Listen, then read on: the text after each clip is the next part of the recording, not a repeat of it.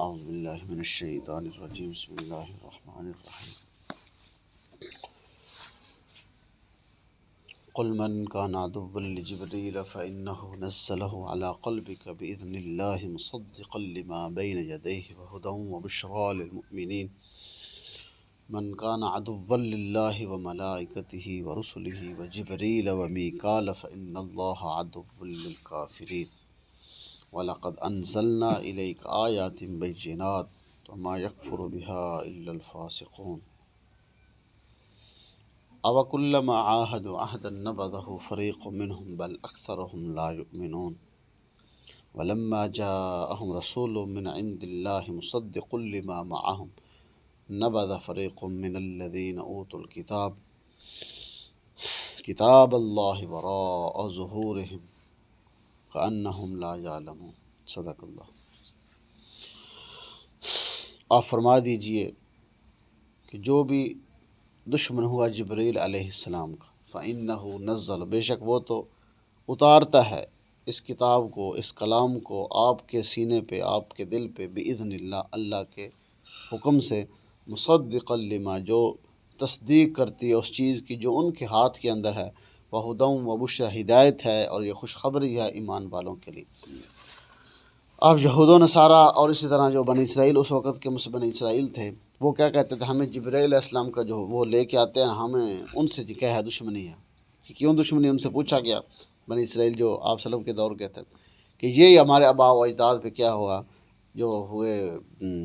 ظلم و ستم ہوئے ہمارے آباء و اجداد پہ، جو آسمانی آفتیں اتری، جو عذاب اترے، وہ جبرائیل علیہ السلام لے کے آتے تھے۔ اسی طرح جو حکم اللہ کی طرف سے آتا تھا عذاب کا، وہ بھی لے کے آتے تھے۔ ہم جو نافرمانی کرتے تھے،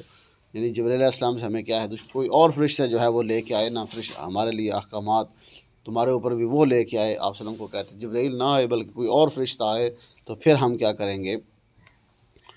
تو پھر ہم تمہاری تصدیق کریں گے، ہم ایمان لے آئیں گے۔ تو اس وقت کیونکہ وہ جو بنی اسرائیل کے اندر ایک سامری تھا، سامری نے بھی یہ کہا تھا کہ نا وہ جبرائیل علیہ السلام جو آتے ہیں وہ تمہارے حکم جتنے بھی احکامات ہیں وہ لے کے آتے ہیں۔ تو اس کا اللہ رب العزت نے فرمایا کہ جبرائیل علیہ السلام تو صرف کیا کرتے ہیں، اللہ کا حکم جو ہے وہ آپ کے سینے پہ اتارتے ہیں۔ اصل مقصد کیا ہے ان کا، وہ قاصد کے اوپر کیا کریں گے، یعنی اس پر ایمان نہ بھی لائیں، اس کو جو برا بھلا کہتے بھی رہیں، اس کا جو حکم اس کو اوپر سے ملتا ہے، جو حکم ان کو اللہ رب العزت عطا فرماتے ہیں، دیتے ہیں، تو وہ آ کے انبیاء علیہ السلام کو دے دیتے ہیں، ان کے سینے پہ اتار دیتے ہیں، ان کے دل میں ڈال دیتے ہیں۔ تو یہ ان کی تصدیق کرنے کی، نہ تصدیق کرنے کی وجہ نہیں ہے، بلکہ صرف یہ ہٹ درمی پہ ہیں، ضد پہ اڑے ہوئے ہیں، اور کوئی بات نہیں۔ اس کے اندر تو سراسر کیا ہدایت ہے اور خوشخبری ہے ایمان والوں کے لیے۔ اور حالانکہ عذاب جو ہے وہ جبرائیل علیہ السلام نہیں لے کے، عذاب کو فرشتے اللہ نے اور مقرر کیا۔ من کان عدوا للہ، جو بھی دشمن ہوا اللہ کا اور فرشتوں کا، اللہ نے اب سارے فرشتوں کا حکم،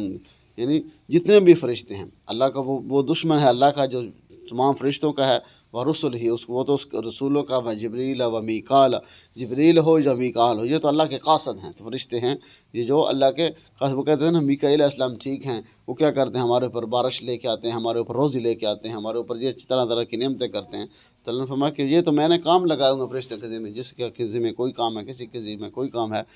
تو جو بھی دشمن ہوگا اللہ کا یا فرشتوں کا یا رسولوں کا، جو بھی ہوگا، جبرائیل کا ہو، میکائیل کا ہو، فإن اللہ عدو للکافرین، بے شک اللہ تعالیٰ تو ان ساروں جو بھی انکار کرنے والے ہیں ان ساروں کا دشمن ہے۔ یعنی وہ